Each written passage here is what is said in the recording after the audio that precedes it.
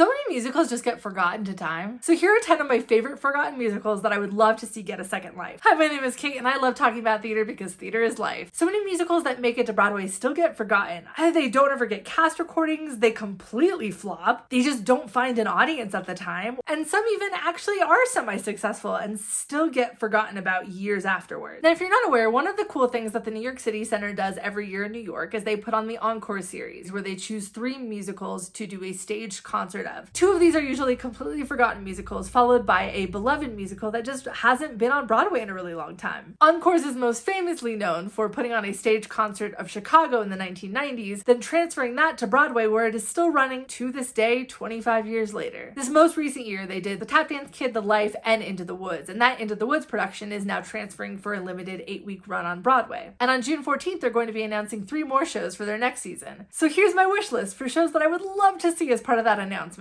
or shows that you should just look up in general. There's good shows that have just been completely forgotten. And please let me know in the comments, what are some of your favorite forgotten Broadway shows? Let's go back in time. Starting in the 90s, in 1992, with the musical adaptation of Anna Karenina. Yes, there is a musical of Anna Karenina. There's actually 2. Now, following the success of Les Mis in the 1980s, they started adapting a whole bunch of classic novels into Broadway musicals. Things like The Secret Garden, Jekyll and Hyde, Little Women, Tale of Two Cities. But unlike those, this adaptation got completely forgotten about. Part of that is probably because it only lasted for 46 performances. It didn't get great reviews, but it also was produced in Circle in the Square. When I think epic classic Russian novel, I don't think minimal production in Circle in the Square. However, the music to this is actually pretty good. They did do a studio cast recording of this in 2007, and the musical almost has an epic feel that you kind of associate with these kinds of musicals, with like a sprinkling of Bridges in Madison County. I don't know, I really like the songs. I would love to see this get a bigger scale production. Now, going back to the 1980s, the most well-known musical on this list by far, the 1986 flop Smile. Smile is a musical by Marvin Hamlisch of A Chorus Line and Howard Ashman of The Little Mermaid. Smile is a musical loosely based off of the 1975 film of the same name and follows a group of teens as they enter the Young Miss America pageant in California and the friendship, fallout, and scandal that occur at this one single pageant. Now, this show famously never got a cast recording. However, there is a demo that they send out with the licensing that you can listen to floating around, and some of these songs have become famous beyond the show, most notably Disneyland, but some of the group numbers feel so at home in modern high school musicals like Mean Girls or Heathers. Smile is definitely a show like Carrie that I feel was just way ahead of its time and would have been so much more popular had it been produced now. And while the show itself is not perfect, I would love to see Encores take this on for a week run and give us a good quality cast recording. And maybe they can make some book tweaks while they're at it. Now, going back to 1981, we have the epic Broadway flop, the Mooney Shapiro Songbook. Mooney Shapiro Songbook is one of a handful of shows that closed on its opening night. That doesn't really happen anymore. Most recently, it happened with Glory Days in 2008, but in the 70s and 80s, it kind of happened more often than you would think. And sadly, Mooney Shapiro Songbook was one of those. This musical actually had a pretty decent run in London before it transferred to Broadway. It even got a London cast recording under the name Songbook. That's a little hard to find, but it does exist. But the Broadway production was just a complete failure. And sadly, it had a really good cast. I mean, we're talking Judy Kaye, Gary Beach, and Jeff Goldblum. Now, the show itself was a parody of musical anthologies that were popular at the time. Think Side by Sondheim and Ain't Misbehavin'. Only Mooney Shapiro was a fictional composer. It is almost like the Walk Hard of musical anthologies of the 1970s and 1960s. It's essentially like if somebody did a bio jukebox musical today, only of a fictional band. The show itself follows Mooney Shapiro as he immigrates to America and becomes a world-famous composer, always on the cusp of the next big wave of music, starting with the early Follies all the way to disco. Everything that I've heard from this musical is just fun and hilarious, and I would love to see it get a second life, at the very least so that we can get a full cast recording that's easier to access. Entering the 1970s, we have my favorite era for flop musicals, starting off with The Lieutenant in 1975. The Lieutenant is definitely one of the darker musicals on this list. It is a rock opera that follows the trial of the lieutenant that ultimately gave the order that resulted in the My Lai massacre during Vietnam. This massacre resulted in hundreds of civilians being murdered by American American soldiers, and the musical is more of a concept musical that explores the themes of who carries the guilt when atrocious acts happen during war. It is an incredibly poignant musical, and one of the producers, who is also a survivor of the Holocaust, when asked about why he produced the show, this is what he had to say. "I think the theme is one of cardinal importance to our times, the concept of obedience versus exercising one's own conscience." That is definitely a theme that I still feel resonates today. This musical sadly never got an official cast recording, though they did record one in 1975, they just never released it. There was also a revival planned in 2018, but as far as I know, it's kind of just fallen through the cracks. I would love to see there end up being a revival of this show, either through the Encore series or just a full-blown Broadway production. I definitely think it's a musical that has sadly stood the test of time. Now, sticking in the 1970s, but definitely on a much lighter note, we have Rachel Lily Rosenblum and Don't You Ever Forget It. This is a 1973 musical that flopped so hard it never even officially opened. It closed after only 7 previews. This musical is definitely a very intentionally campy show and follows the rags to riches story of Rachel Lily Rosenblum as she goes from the fish markets of Brooklyn to the Academy Awards. The musical is written by Paul Jabara, who went on to write songs like Last Dance and It's Raining Men, and that kind of tells you all you need to know about the tone of this show. It is super camp and over the top, and on top of that, it had a cast that included people like Ellen Greene and Andre DeShields. How dare audiences let this one flop? However, it is important to note that they did announce that it was going to close in the newspaper the morning before its final performance on Broadway, and they sold out its final performance. So even before the time of social media, there was a show that had almost the same fervor of Diana, which is kind of incredible when you think about it. Now, this show has never been revived. It was never officially recorded, but they did do a concert version of it in 2017 at 54 Below, starring Bonnie Milligan, and you can watch clips of that on here. I'll put them in the description. This musical just feels like a ton of fun, and I would love to see it get a second life as part of the Encore series. It's definitely got a more 54 Below vibe, but imagine it in the New York City Center. I just feel like that'd be a ton of fun. And finishing off the 1970s with another one of the darker musicals on this list is the 1970 musical The Me Nobody Knows. This musical actually wasn't really a flop. It ran for over 300 performances, there was a cast recording, but it's kind of just been forgotten to time. The Me Nobody Knows was based off of an anthology of writings of kids and teens living in impoverished areas in New York City during the 1960s. And this show is incredibly dark. There's definitely content warnings and stories that deal with drug use and racism, and also these kids' hopes and dreams. It has some great musical numbers like Dream Babies, and I definitely would love to see this show get a second life. And side note, I also think it would just be cool to do a modern version of it based off of writings of kids living now. But I definitely think the original is a perfect candidate for the Encore series. Heading into the 1960s with our first Golden Age musical on the list, we have the 1964 musical Something More. Now, Something More is a musical with music by Sammy Fain and lyrics by Alan and Marilyn Bergman. The Bergmans are famous for the songs that they wrote for film, like Yentl, but they also wrote 2 Broadway musicals, and both of them flopped. And then you have music by Sammy Fain, who's probably my personal favorite underrated Golden Age composer. He's most famous for writing the music for classic Disney films like Peter Pan and Alice in Wonderland, but he wrote a lot of really great Broadway musicals and is on this list twice and easily could have been on it 3 times. Something More is based off the book Portofino PTA that tells the story of an American novelist that takes his wife and kids to Italy, and both him and his wife explore something more outside of the relationship. It definitely seems to have a similar vibe to Do I Hear a Waltz, only following a married couple instead of Leona, but I do really love the music to the show, and sadly it never got an official recording. In fact, one of the only reasons we even know what this musical sounds like is this is one of the first known audio bootlegs from the audience. In 1964. What equipment did they take into the theater? I mean, that is wild, but huge thanks to that person. Well, I don't think this is necessarily a show that needs a full revival. I would love to see the show at least get a cast recording because some of the songs are really good. Going into 1957, we have the musical Simply Heavenly, which is one of the few musicals that Langston Hughes wrote for Broadway. He also wrote The Barrier, which has been completely lost to time, but Simply Heavenly at least got a cast recording. It is based off of Langston Hughes' own Simple stories that he wrote about his character Jess Simple and his life in Harlem. The musical follows Jess Simple as he tries to get enough money to divorce his wife so that he can marry the woman that he actually loves, all while he's getting tempted by a third woman. Aside from Jess Simple's complicated romantic life, the musical also just explores everyday life in Harlem. It did get a revival in London that ended up being nominated for an Olivier in 2005, but it has never been revived on Broadway, and I think it's about time. And if not Simply Heavenly, then at least try to piece together The Barrier. Going back to 1953, and not the last musical on this list, but definitely my top choice choice for encores to do as part of their season, and that is Carnival in Flanders. Carnival in Flanders is a 1953 musical that only lasted 6 performances. Never got a recording, though some of the songs have lived on as standards, most notably Here's That Rainy Day. But despite it closing so fast, Dolores Gray still won Best Actress in a Musical and holds the record to this day of the shortest run to win a Tony. And while we don't have a cast recording of it, the songs that have survived are all